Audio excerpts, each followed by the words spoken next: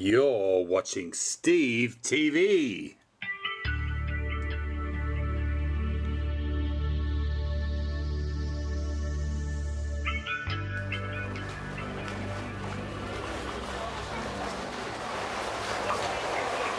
Steve TV, we're on a glass bottom boat. Who would have thought?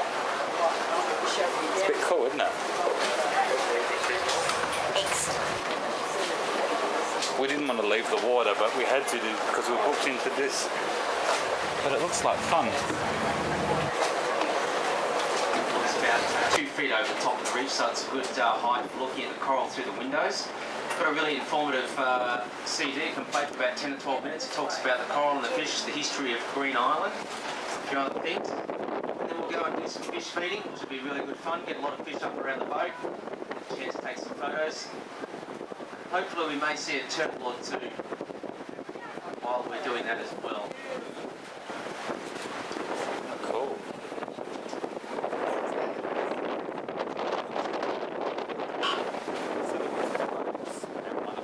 Welcome to the Great Barrier Reef World Heritage Area. This reef is a very special place. It is the largest reef structure in the world, making up about 1/10 of the world's total reef area. It extends about 2,300 kilometres or 1,300 miles down the entire east coast of Queensland. It is so large that astronauts can see it from space. The Great Barrier Reef is home to an amazing number of fish, coral, shells, crabs, and other marine life.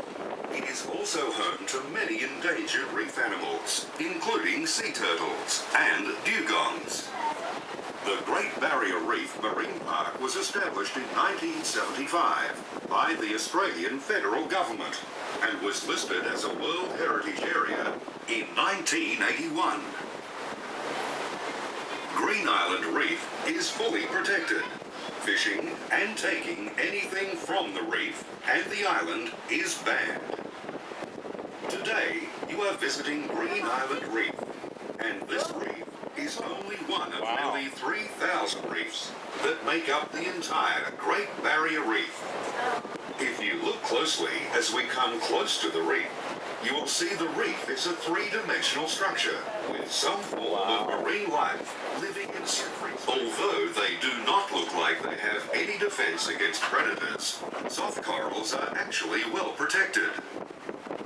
Their soft tissue is full of calcium carbonate spicules, like microscopic toothpicks. And many species have strong toxins in their tissue.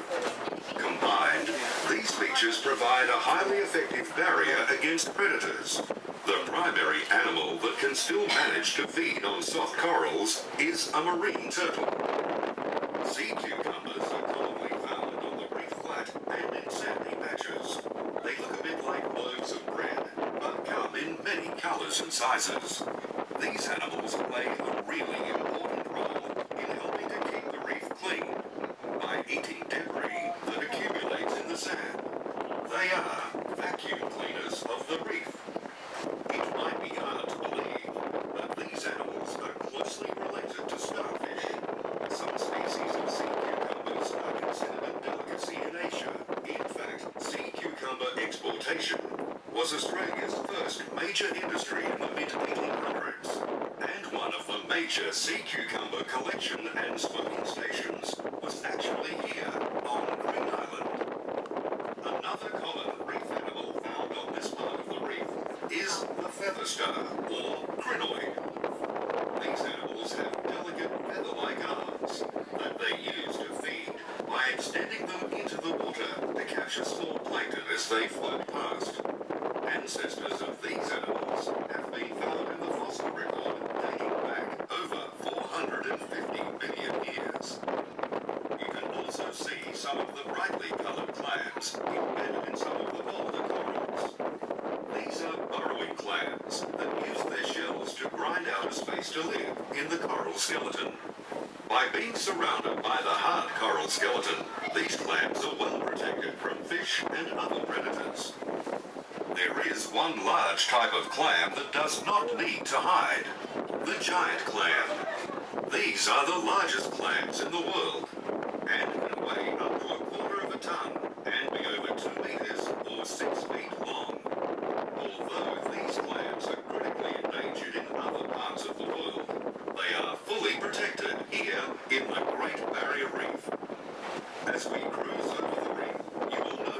patches of broken coral rubble. This is a natural part of the reef system. The dead broken coral plays an important role in reef development. Wave action from cyclones and rough seas and command live corals and toss it around. The large coral pieces fill gaps in the reef and become part of the reef structure and provide places for marine animals and new corals to live. The smaller coral pieces are eventually ground into sand that contributes to the ongoing formation of Green Island. If you look out the side of the boat, you can see beautiful Green Island. Green Island is a type of island called a sand cay. It is basically a large mound of sand piled up on top of the reef. Its highest point is only a few meters or yards above sea level. Scientists believe that it started forming about 8,000 years ago. Several factors played important roles in the formation of the sand cay. The island started as a sandbank that would attract roosting seabirds. The seabirds left behind droppings that cemented the sand together and helped keep it from being washed away by waves. The droppings also provided fertilizer for seeds that drifted in. Some seeds, such as coconuts, can drift at sea for over 5 months and still germinate. Although there are several vegetated cays in the Great Barrier Reef, Green Island is the only one that supports a small rainforest. There are over 120 types of trees growing on the island. Green Island has an amazing history. Long before Captain Cook explored the Great Barrier Reef, this area was used by local Aboriginal tribes for fishing and hunting grounds. Today, traditional hunting and fishing is still permitted within these waters. Captain Cook first sighted Green Island during his exploration of the Great Barrier Reef in 1770 on board the HMS Endeavour. He named the island in honour of the ship's astronomer Charles Green. For the next century, Green Island was used as a resting place for fishermen and explorers to the region. There's Vic's hand. But by the end of the 1800s, Green Island had become a popular reef tourism destination, with the introduction of the first regular ferry service from Cairns. In 1937, the world's first glass-bottom boat was launched here at Green Island. It was the first time that tourists could see the amazing beauty of the reef without getting wet.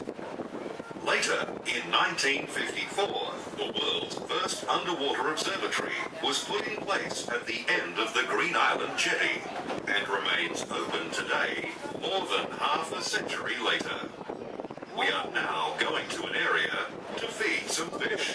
This is a great opportunity for you to take some pictures, because there will be a lot of fish activity. Our fish feeding is done under strict guidelines. We must abide by these guidelines as part of our Great Barrier Reef Marine Park permit conditions, and we use special fish feeding pellets that have been approved by marine parks. Your driver will now point out and identify some of the fish living here at Green Island and answer any questions you may have. About 1,700 different species of fish on the Barrier Reef here. Of course, you won't see all of them today, but for simplicity's sake, you can put them into two different groups based on what they eat.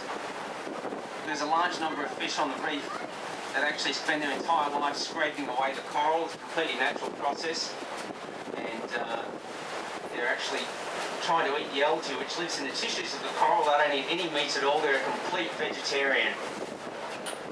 Then you've got the other class of fish, which is your usual table or plate style of fish, which has got a mouth and teeth adapted obviously for chewing flesh.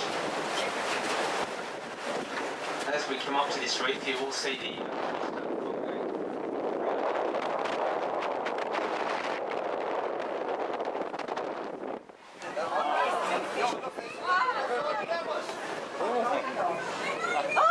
There's a turtle. Wow. Oh my God. This is gorgeous. That's what we're talking about. Yeah. Barrier Reef. Most of the larger fish, you'll see the batfish with big deep bodies have got yellow and brown stripes on them. They're a scavenger, they tend to eat almost anything that's around. There are some parrotfish down there, really nicely coloured rainbow sailfish that graze on the algae on the reef. We've got some big trevally as well, very large carnivorous fish. A lot of spangled emperor silverfish with blue flecks.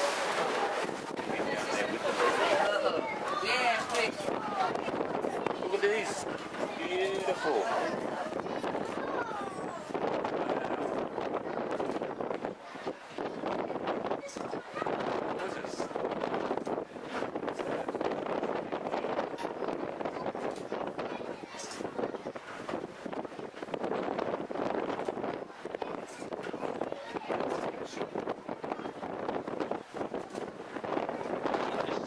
As we're viewing out the back here, change colours. But some of them are even actually quite capable of changing their sex. A lot of these small parrotfish start their life off as females. They live in a harem. Once the larger male dies, the biggest female takes its place, change over and change colour as well. So that's not a common concept for a variety of reef fish to actually do that throughout their life cycle. Ancestral fish.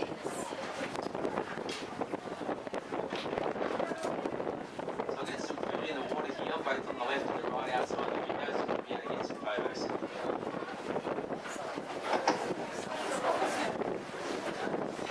That big one. That big one can shine away from the big one. Look, they know.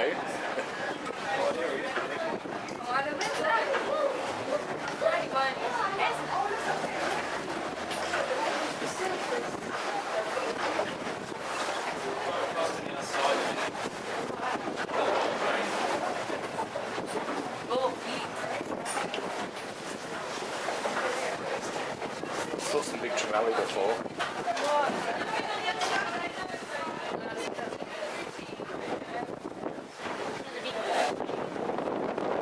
Beautiful.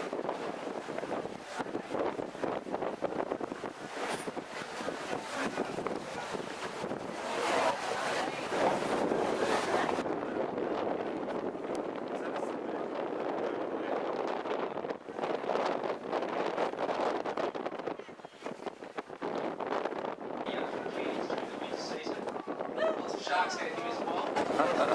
First for comfort.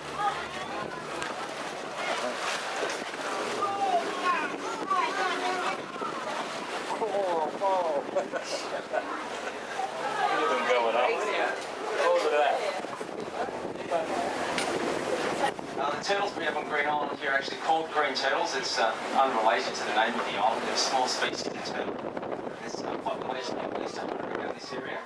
The female turtles don't actually start laying their eggs until they're about 20 to 25 years of age. And at that stage they'll head back to the same reef or island that they in fact were hatched on and lay their eggs. So they will swim a considerable distance after having never been back to the place that they were born at since they were there originally. And quite a feat of marine navigation to be able to do that. Oh, look at those big ones. Beautiful. Are they trevally?